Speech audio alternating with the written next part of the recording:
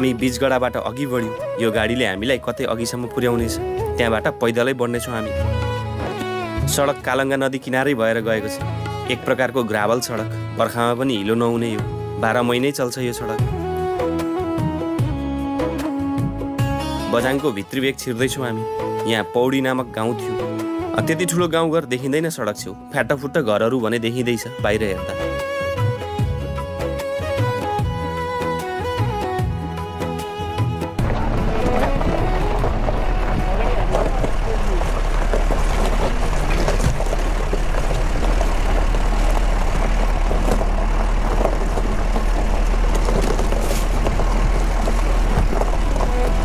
बीचगडाबाट करिब 1 घण्टाको सवारी यात्रा गरे पश्चात यो फाँटिलो ठाउँमा आइपुग्यौँ हामी।